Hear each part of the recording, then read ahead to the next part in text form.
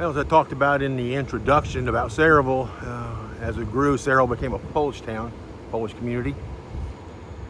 This is there back in the day, the Polish church, St. Stanislaus Kostka Parish Church. Right now, about 100 years old. Probably the oldest Catholic church in Sayreville. The other main Catholic church in Sayreville is Our Lady of Victory on Main Street. Again, as immigrants and everybody grew coming over from New York and coming over from the old world in Europe, you know, the Germans, the Irish, Polish, Hungarians, you know, they all tend to be in their own little communities, stay together for survival and their lifestyle and food and so forth, and church, you know, all transferred together. So again, that's Polish town, and we have the Polish Community Church, St. Stan's. All right, guys, now we're kind of going down toward the old section of Sayreville on Main Street. This is really one of the more nicer sections of town, and still has remained really nice. Coming up on the Borough Hall. So we're gonna whiz in here. Here's the First Presbyterian Church, Sayreville. So here we are, Borough Hall. We're gonna get out and walk around a little bit, folks.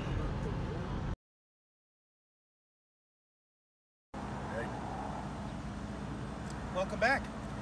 We are at Sayreville Borough Hall, which is located at 167 Main Street. Borough Hall was built in 3 phases. The middle section of the building was built in the 1930s to replace the old Borough Hall, which was the firehouse next door. The 2 north and south wings were built later on. The last one was completed in the 1960s. It presently houses the clerk's office, the tax office, mayor's offices, and council chambers. It is still a very active building today. Behind us to the front there is Veterans Memorial Park. I used to be a custodian in the summer times in this building, and we would watch games from the 3rd floor and watch them play baseball over here. I didn't really play much baseball down here. I played more in the other parks around outside town. I didn't play here either. I watched them play from up there. Did a little football, playing among each other, football down the football field here. Now, but for me now, Borough Hall is very special. This is to me where my core of my life here really began, right here behind me. Through those doors would have been where the police station used to be at. So I got appointed to the police force as a dispatcher 1976, July 1976, and I worked there through 1979. So going through the doors, and if we were able to go in, we'd go in there. We'd go down the stairs, be a big glass window. That would be the dispatch center. That's where we had 4 other dispatchers for shifts to work at. Had your station commander, lieutenant, over that shift next to us. And then down the hallway, a big long hallway, would be the chief of police officer, going all the way down to the various units like traffic, safety, and the jail, narcotics, a little jail. We had a little jail. What we do, it was only really a holding jail. If we had anybody arrested, we'd hold them for a certain amount of hours, and if they were long term, we'd be shipped over to Middlesex County Jail over Cranberry and all that. But for me, again, this is where it began for me. I always grew up wanting to be in law enforcement. More particularly, I wanted to be a state trooper. But forces, neither here or there. I didn't make it on in the late 70s, early 80s. But in 79, I applied to go to college at the University of South Carolina, and that's how I got to South Carolina.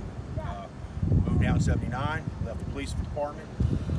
And the rest is history here, where I'm later retired as a state trooper.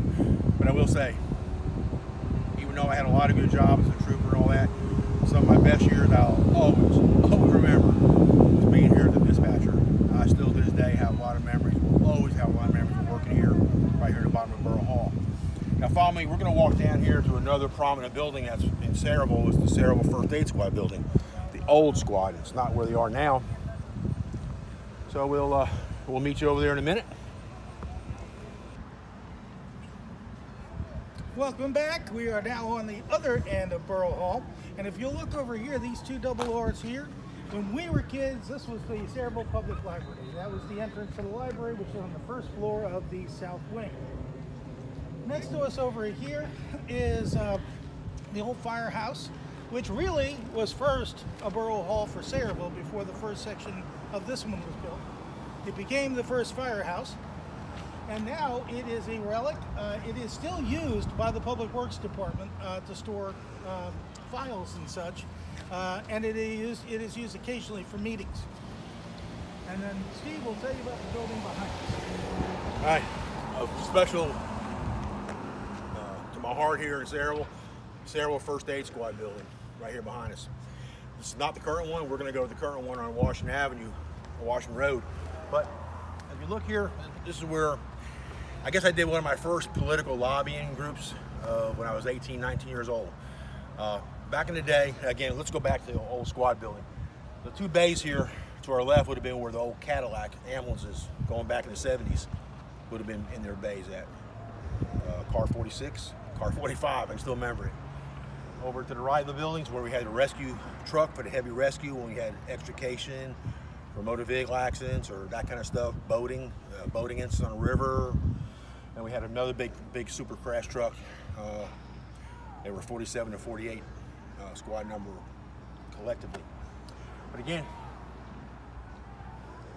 going back since I was probably in my early 15-year-old, maybe, I wanted to be always on a rescue squad or first aid squad because I did a little volunteering over at St. Peter's Hospital in the emergency room when I was like 15 years old.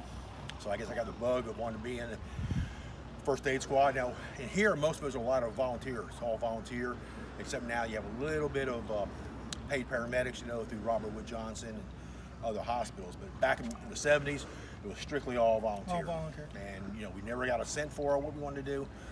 We had to go through and get the training, you know, first aid training, CPR training, childbirth, you know, which I almost did one day. Came very close to delivering a baby during a snowstorm on the way to St. Peter's Hospital. But luckily she held off till we got there, but we were getting ready to deliver. But back when I was on the police department as a dispatcher, 76, 77, you had to be 21 years old to be on the first aid squad here. Again, the older generation thought was you had to be 21. They wouldn't change for about a couple years. I would lobby, I would go over and talk to the president, the captain of the first aid squad. I'd push. I'd come over here and wash ambulances, volunteer, just to get to know people, to get in there. So finally one day, I believe, because during that time, I became a member of the Morgan First Aid Squad, which I lived on Lower Main. I had to drive like 5 miles to the First Aid Squad building, down Route 35, all that traffic to get to the Morgan First Aid, which we're gonna go down later and see. So I was there about 2 years. But this was like a mile and a half from my house. So I wanted to be on here. So finally, I think one day, late 77, I finally got enough of the membership of the hierarchy to go ahead and bring it to a vote on one of the board meetings, and they did change it to become 18. And I did become the first person to become an 18-year-old on the Sayreville First Aid Squad. So that was, I served maybe a year and a half on here before I moved down to South Carolina. So again, a lot of memories, a total blast, like the police department, some of the best years I ever had. I still have to this day memories of working on the rescue squad. I would do it again today in a heartbeat. If I was up here, if I could physically and all, I would do it in a heartbeat. It was some of the most fun, some of the most sad times, some of the more tragedy, you know, motor vehicle death you see, people get cut out of cars, get run over by trucks on the highway, heart attacks. Unfortunately, myself, I answered the call for my father, who died in a store on Main Street, who collapsed of a heart attack. I answered the first aid call not knowing it was for him, and I did CPR on him in the back of the ambulance from here on the way to South Amboy Memorial Hospital.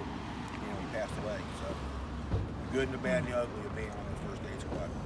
So now we're gonna leave here and work our way down Main Street, past Our Lady of Victory's Church, go up Washington Road toward the schools and all that, and work our way down to where John Bon Jovi had his famous house, where we were sold on MTV, and work our way back toward Morgan, the new first aid squad building, because they do have one of the old ambulances as a historical